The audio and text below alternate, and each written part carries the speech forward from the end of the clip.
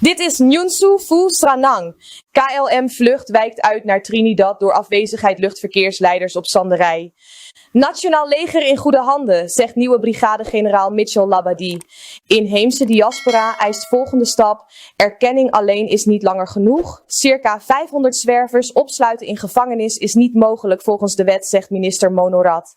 Suropawiro, onrechtmatige gronduitgiftes in West-Suriname worden ingetrokken. SOSAVO-fraude is geen incident, maar systeemfalen dat politieke onwil blootlegt. PSA-aanvragen stijgen met meer dan 200% na tariefverlaging. Gayadien reageert fel op uitlatingen van Ashwin Ramcharan over bezoek aan Santokhi. Automerk Foton keert terug op Surinaamse markt met nieuwe koers en ambitie. Lintjesregen, 34 mannen en 26 vrouwen in Rotterdam krijgen koninklijke onderscheiding, waarvan Surinaamse helle vreugd. Karsters.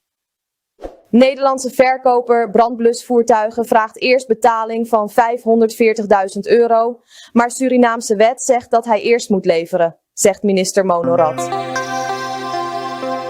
De vlucht KL713 van KLM op weg naar Suriname is zaterdag 25 april uitgeweken naar Port of Spain, omdat er geen luchtverkeersleiding beschikbaar was op Johan Adolf Pengel International Airport. Het luchtruim werd gedegradeerd naar klas G, waardoor geen actieve begeleiding mogelijk was.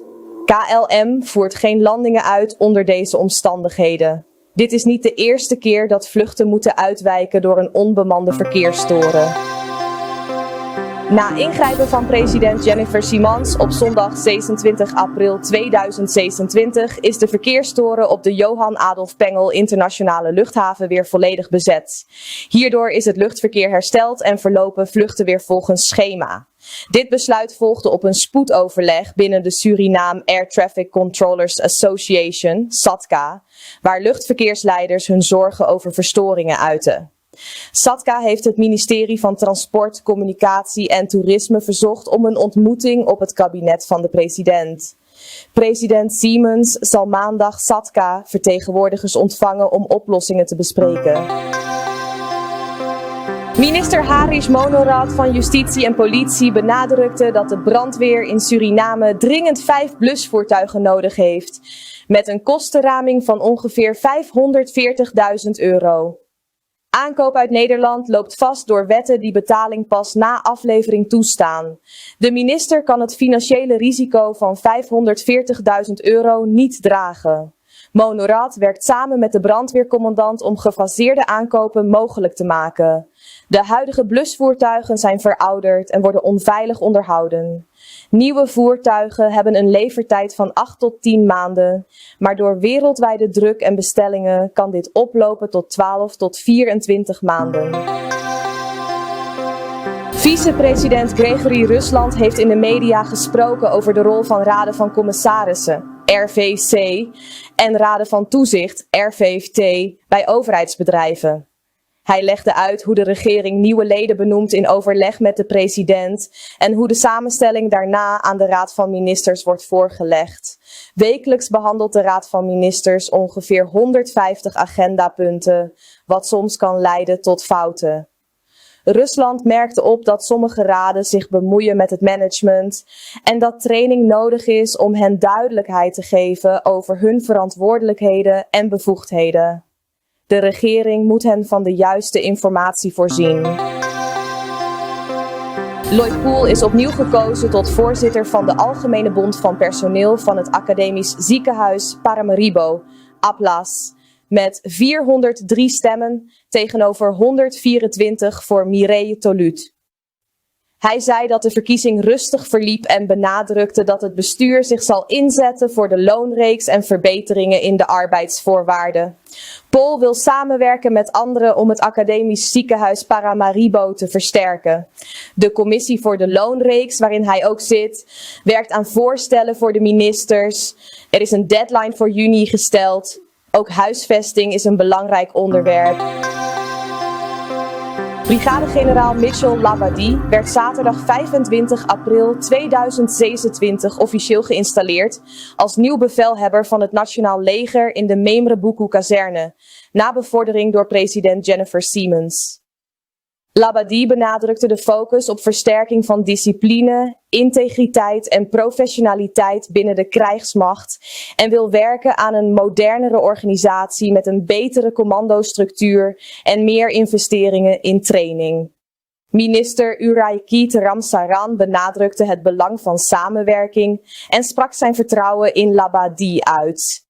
President Siemens noemde Labadie's benoeming een zorgvuldige keuze, gebaseerd op deskundigheid. De nieuwe bevelhebber is verantwoordelijk voor de ontwikkeling van een deskundige en flexibele organisatie die zijn wettelijke taken effectief kan uitvoeren. Het ministerie van Buitenlandse Zaken, Internationale Handel en Samenwerking BIS noemt de recente berichten over het stopzetten of aanpassen van maritieme heffingen op de Korantijnrivier onjuist. Het ministerie verduidelijkt dat de maritieme heffingen gebaseerd zijn op bestaande wet en regelgeving zonder recente veranderingen.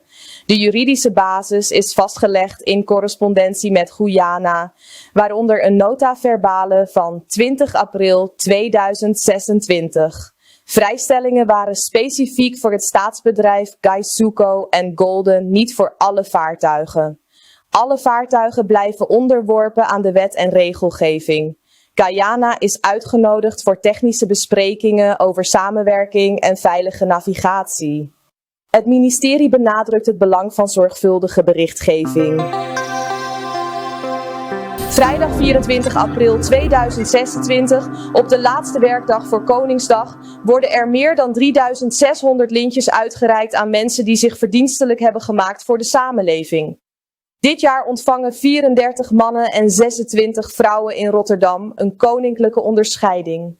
Mevrouw Helen R. Vreugd-Karsters is oprichter en voorzitter van Kinderen uit de Maasstad, waar kinderen kennis maken met de Surinaamse taal, zang, dans en cultuur. Ze is ook actief als cultuurdeskundige en docent bij Stichting Tailors and Wearers.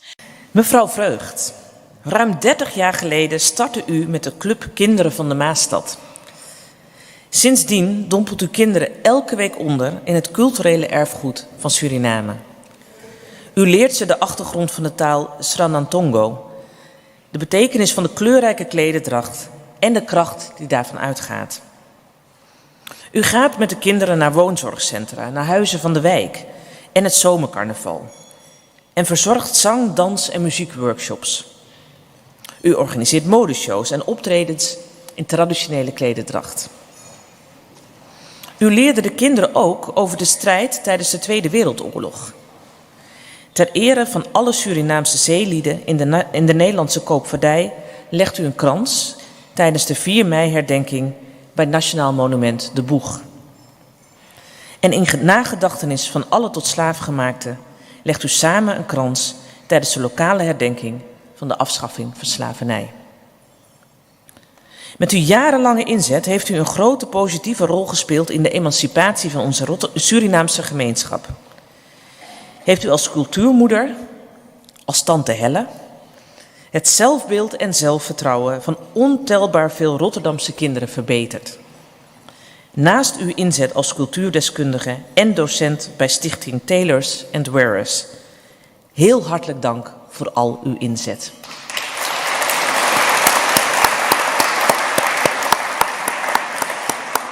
Geachte mevrouw Vreugd, dankzij uw inzet kunnen Rotterdammers blijven kennismaken met een gevarieerd palet van culturele tradities. Blijft erfgoed en ambacht behouden voor toekomstige generaties. En voor uw inzet is dan ook veel waardering. Als blijk van die waardering heeft het Zijne Majesteit de Koning behaagd om u te benoemen tot lid in de Orde van Oranje Nassau. Van harte gefeliciteerd.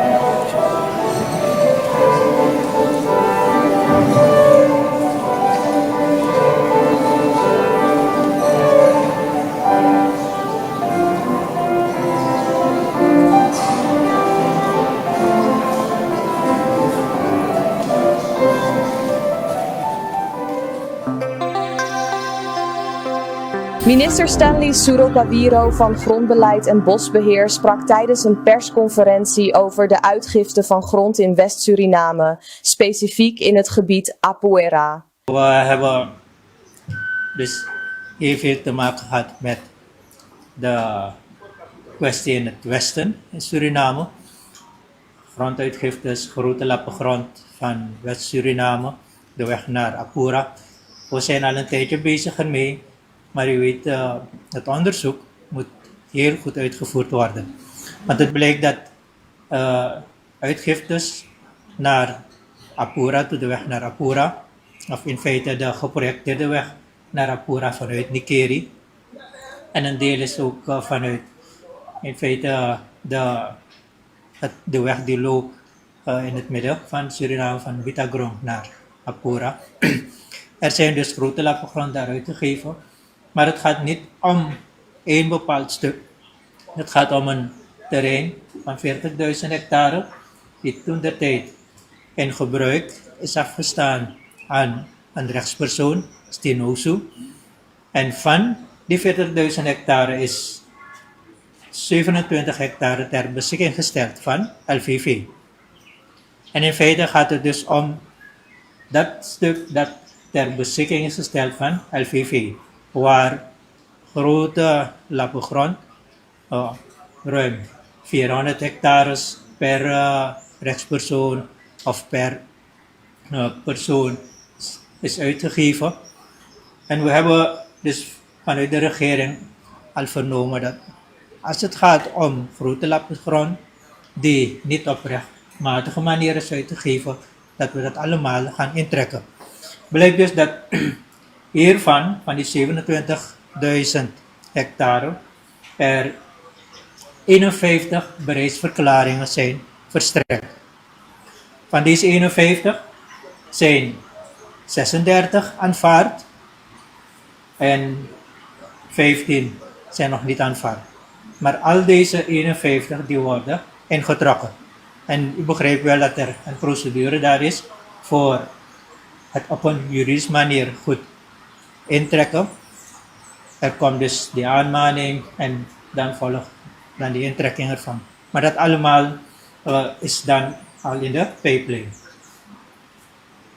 Er is ook uitgegeven op het resterende deel van 13.000 hectare, maar daarover moet nog dan bekeken worden hoe dat gaat plaatsvinden. Omdat van die 13.000 hectare er 16 toewijzingsbeschikkingen zijn uitgegeven. Daarmee zijn we dus ook bezig om dat nader te onderzoeken. Kanawaima Management Company NV in Suriname, CMC, heeft sinds donderdag 23 april 2026 officieel weer een nieuwe raad van commissarissen, RVC. Tijdens de algemene vergadering van aandeelhouders werd de nieuwe toezichthoudende leiding geïnstalleerd in aanwezigheid van minister van Transport, Communicatie en Toerisme, Raymond Landveld. De nieuwe raad van commissarissen RVC van Kanawaima Management Company NV onder leiding van president-commissaris Seopershat Naraindet wil orde herstellen en vertrouwen terugwinnen na een vertrouwensbreuk met de vorige RVC. Deze wijziging volgde op problemen binnen het staatsbedrijf en de opzegging van vertrouwen door de vakbond. De nieuwe raad richt zich op stabiliteit, structuur, betrokkenheid van stakeholders en transparantie. Naraindet benadrukt de noodzaak van heldere communicatie en naleving van afspraken. Een stappenplan is opgesteld voor een gefaseerde aanpak van het herstel. De RVC bestaat naast Naraindet uit Raghubir Prakash Jayant en Bogor Fandi Enzo. Vice-president Gregory Rusland heeft gereageerd op de situatie bij Kanawaima. Dus ik denk dat we terug moeten gaan naar de manier waarop RVC's, besturen en dergelijke tot stand komen. En dat is dat natuurlijk binnen de coalitie er afspraken worden gemaakt met betrekking tot dus de invulling van bepaalde posities. En in de coalitie natuurlijk heb je verschillende partijen die daar betrokken bij zijn. En tot op dit moment ligt het voornamelijk aan de partijen om de voordrachten te doen. Wat ik kan zeggen dat als u de algemene trend bekijkt, dan zult u wel zien dat rekening wordt gehouden met een aantal zaken. En natuurlijk, ik heb het gezegd, we proberen zaken anders te doen, beter te doen steeds. Dus wat mij betreft moet ik zeggen dat wij er wel op letten dat wanneer er bepaalde posities openvallen, dat gekeken wordt natuurlijk naar de kwalificaties van de mensen. Wanneer je eenmaal mensen hebt geselecteerd, dan ga je kijken hoe ze performen. En ik zeg van kijk, we kunnen in het streven om die raden en dergelijke in te vullen, kunnen wij natuurlijk de beste mensen, wie we denken, naar voren schuiven. Maar de kunst gaat steeds zijn dat wanneer mensen in de fout gaan, dat je ook die durf hebt om op te treden, wat natuurlijk in het verleden vaak niet is gebeurd. Dus je ziet dat er een trend is. Ik denk dat wanneer er opgetreden wordt, dat het een signaal moet zijn voor anderen binnen andere besturen en dergelijke. En dat ze dus, zeg maar, heel voorzichtig zullen zijn om in de fout te gaan. Ten aanzien concreet van Kanawaima kan ik u zeggen dat ik heb de vergadering onderbroken van de Raad van Ministers, maar dat staat op de agenda zo meteen om te behandelen en ervoor te zorgen dat daar corrigerend wordt opgetreden. Er is al een besluit genomen, de Raad te vervangen, en nu moeten we een besluit nemen van hoe verder en ook met de invulling, hoe wij verder gaan daarmee. Minister Harish Monorat heeft de groeiende problemen rond zwervers in Paramaribo besproken, vooral na een aanval door een zwerver.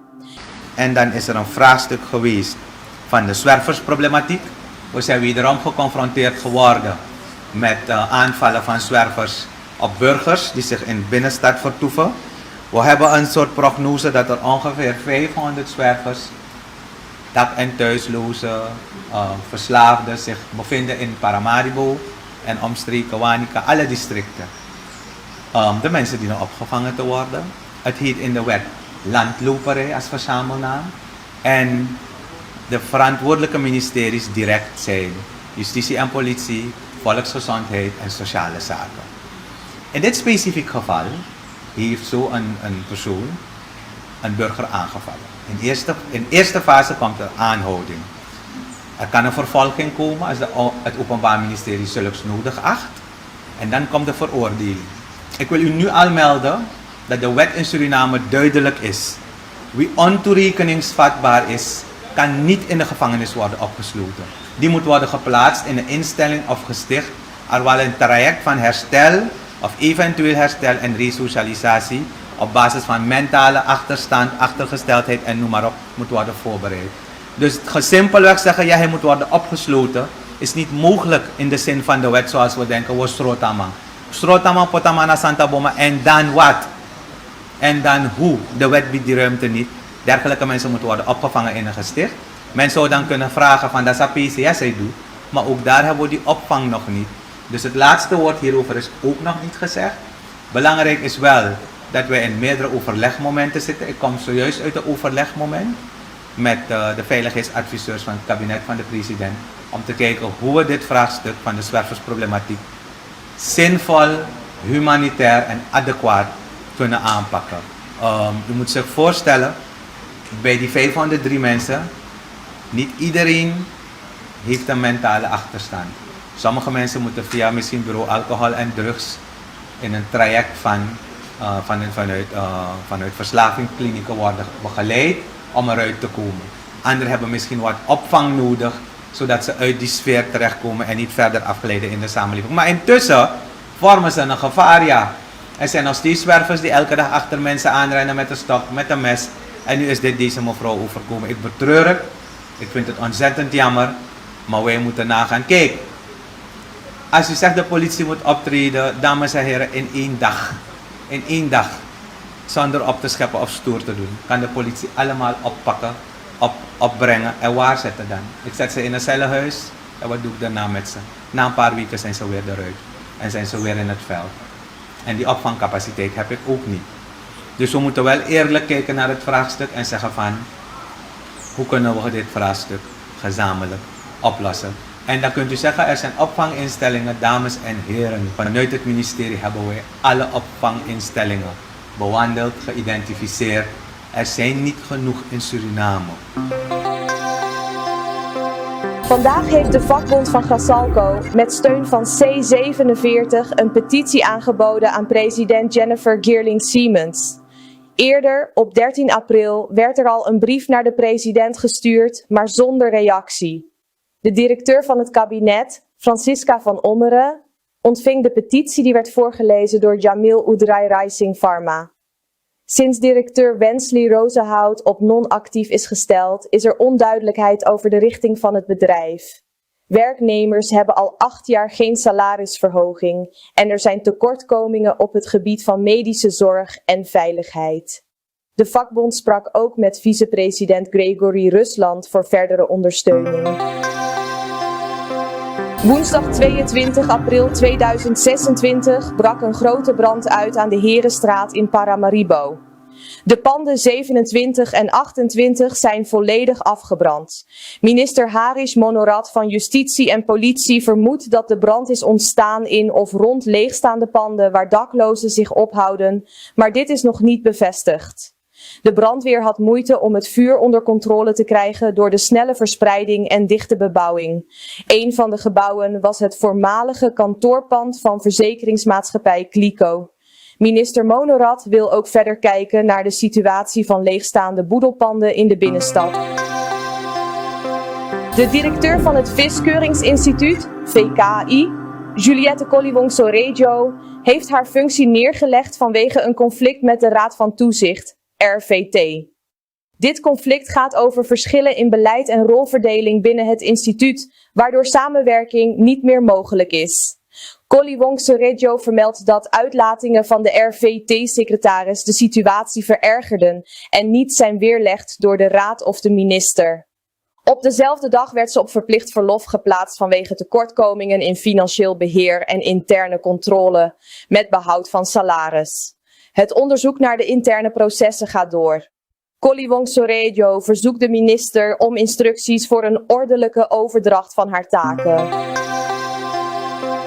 Vicepresident Gregory Rusland zegt dat de ministers moeite hebben door beperkte middelen. De regering is nu 8 maanden aan de slag en heeft nog steeds met achterstallige betalingen te maken die jaren oud zijn, wat het werk bemoeilijkt. Ondanks de oude schulden moet de focus op de economie blijven en ministers moeten hun taken uitvoeren met wat beschikbaar is. De inheemse diaspora in Nederland wil concrete stappen en wetgeving voor de positie van inheemse gemeenschappen in Suriname, in plaats van alleen erkenning. Dit werd besproken tijdens een consultatie op 21 april 2026 met de Surinaamse ambassade in Den Haag, waar 16 vertegenwoordigers als collectief aanwezig waren. Er werd benadrukt dat de strijd voor grondrechten al meer dan 50 jaar loopt en dat actuele problemen zoals landrechten en mijnbouw grote zorg baren. De diaspora ziet zichzelf als brug tussen Suriname en Nederland en wil structureel contact met de ambassade. De bijeenkomst is het begin van een nieuwe fase voor de diaspora.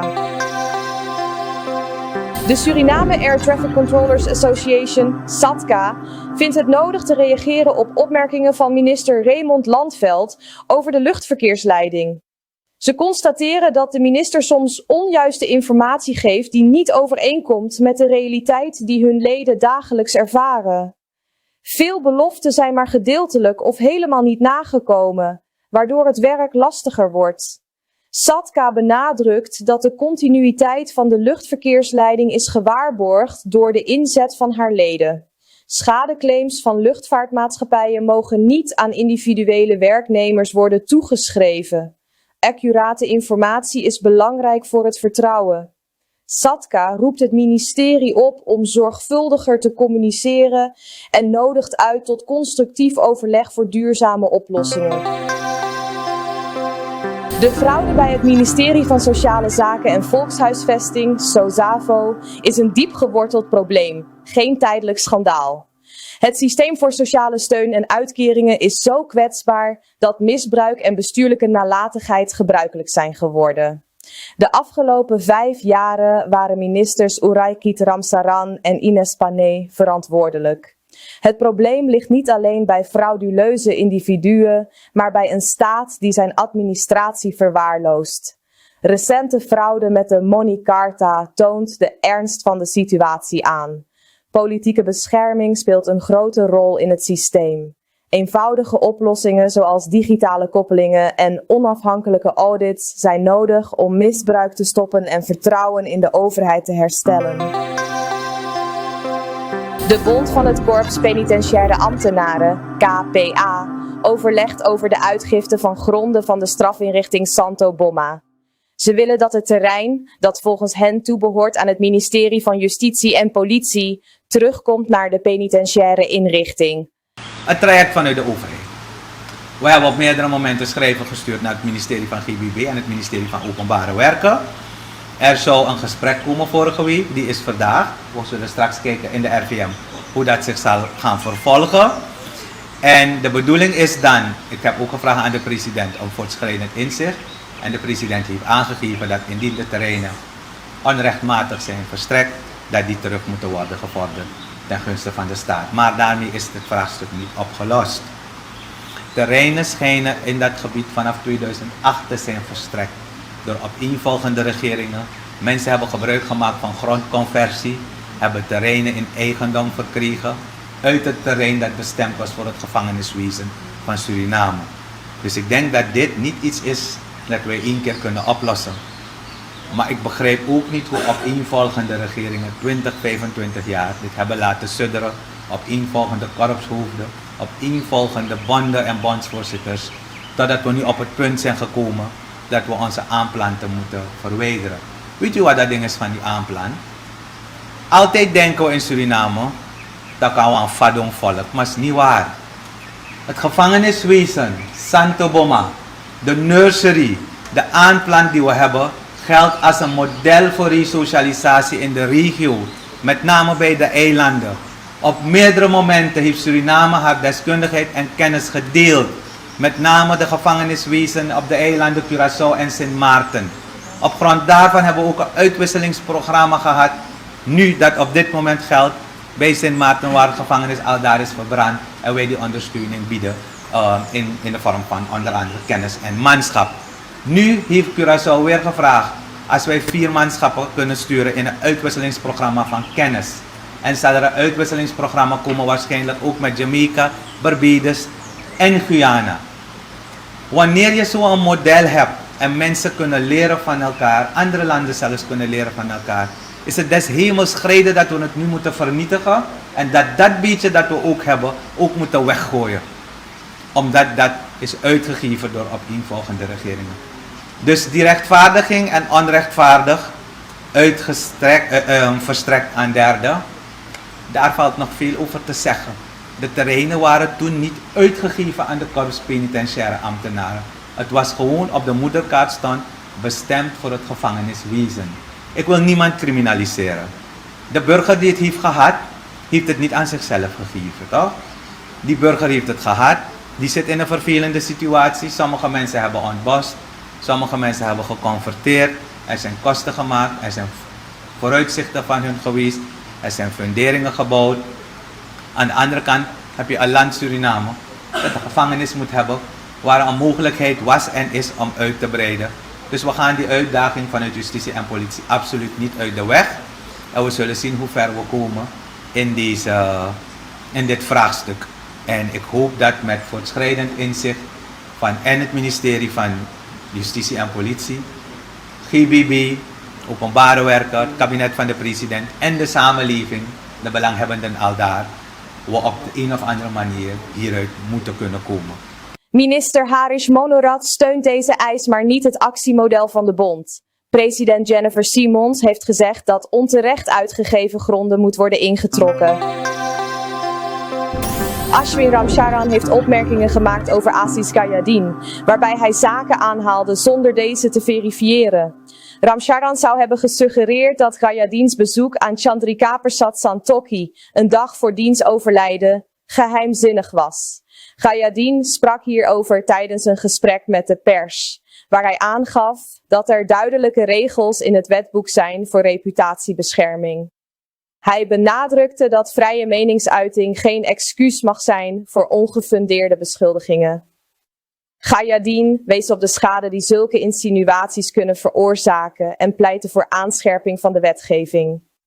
Hij wilde niet inhoudelijk reageren op Ramcharan's uitspraken, maar bevestigde wel zijn bezoek aan Santokhi.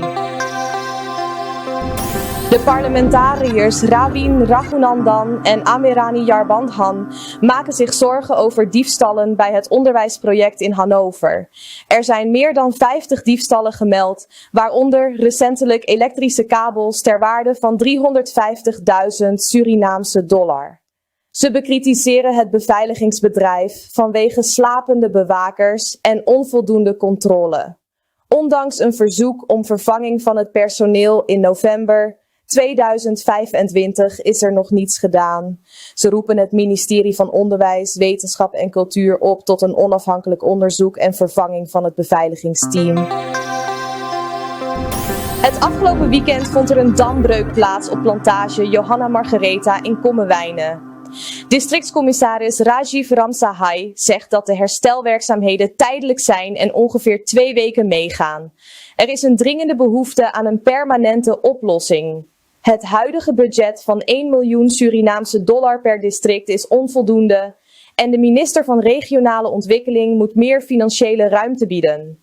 De overheid moet haar verantwoordelijkheid nemen, zegt districtcommissaris Ramsahai. Het automerk Foton keert officieel terug in Suriname om zich opnieuw te positioneren op de lokale markt. De herintroductie door Kerster Group of Companies vindt plaats op woensdag 22 april 2026 in Paramaribo. Tijdens deze introductie worden de nieuwe strategie en het vernieuwde productaanbod gepresenteerd. Foton richt zich zowel op zakelijke als particuliere klanten, met een focus op duurzaamheid, functionaliteit en prijs-kwaliteit-verhouding. Er zijn zorgen over de aanbesteding bij het ministerie van Transport, Communicatie en Toerisme, TCT, in Suriname onder de regering Simons Rusland. Een aanbesteding voor 4 bussen voor de luchthaven lijkt niet eerlijk te zijn verlopen, volgens bushouder Edmund Dundas. Hij ervaarde hinder bij het verkrijgen van inschrijvingsstukken.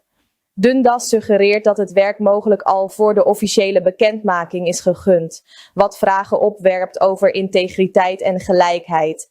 Hij spreekt over een situatie die riekt naar corruptie. Het ministerie moet nu transparantie bieden en mogelijk een onafhankelijk onderzoek instellen. Bushouder Edmund Dundas zegt ook dat het werk op 1 april al is gegund, terwijl de officiële bekendmaking pas op 8 april gebeurde. Het instellen van een toerismeautoriteit is noodzakelijk om de toerismesector in Suriname te verbeteren, aldus Rachel Pinas, voorzitter van de presidentiële werkgroep Toerisme. De autoriteit moet wildgroei voorkomen en zorgen voor structuur en standaarden. Pinas wijst op de versnippering in de sector en stelt dat samenwerking met de particuliere sector essentieel is.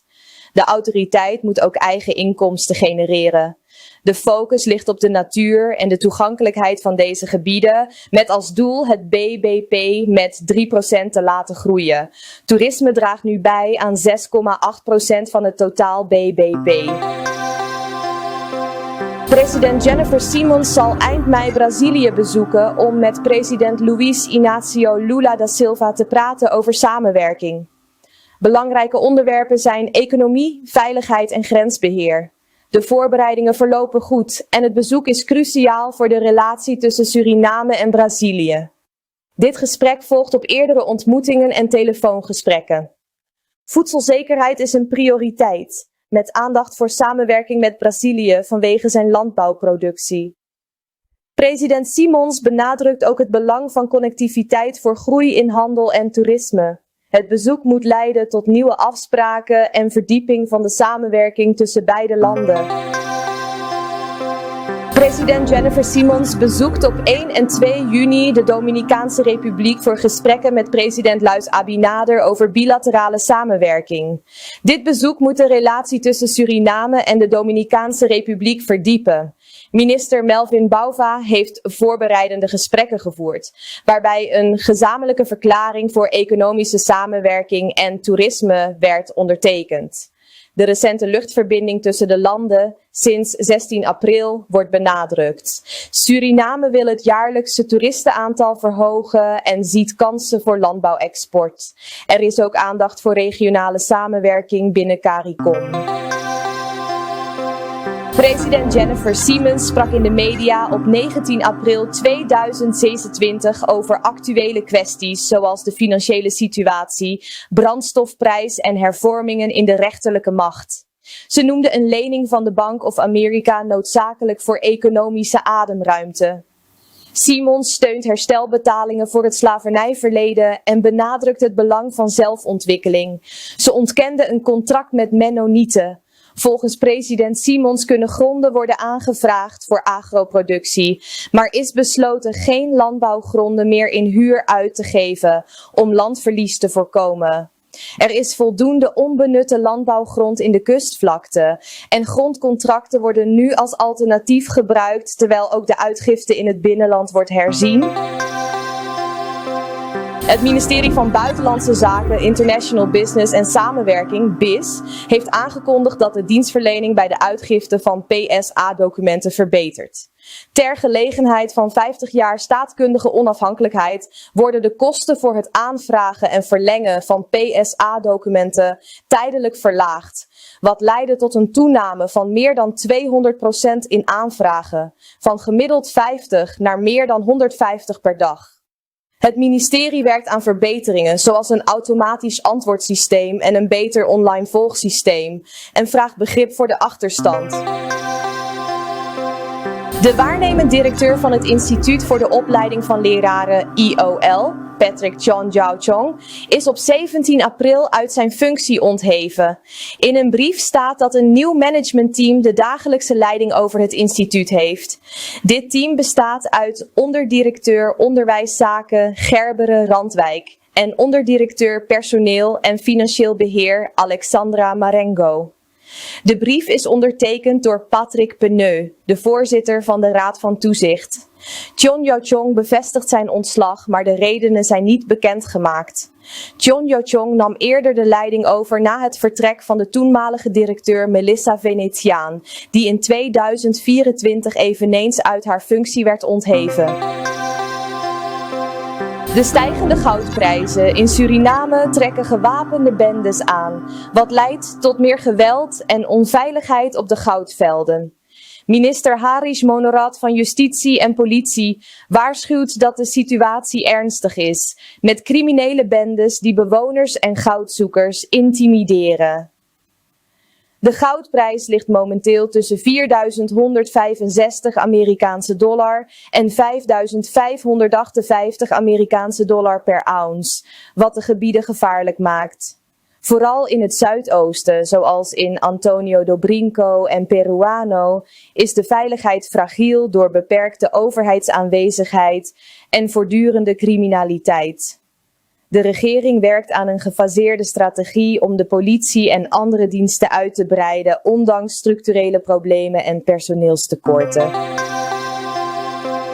De veiligheid aan de grens tussen Suriname en Frans-Guyana is aangescherpt na een gewelddadige aanval op een illegale goudmijn bij Grand Santi. Een gewapende groep van 10 tot 12 mannen, vermoedelijk Braziliaanse goudzoekers, viel de mijn aan.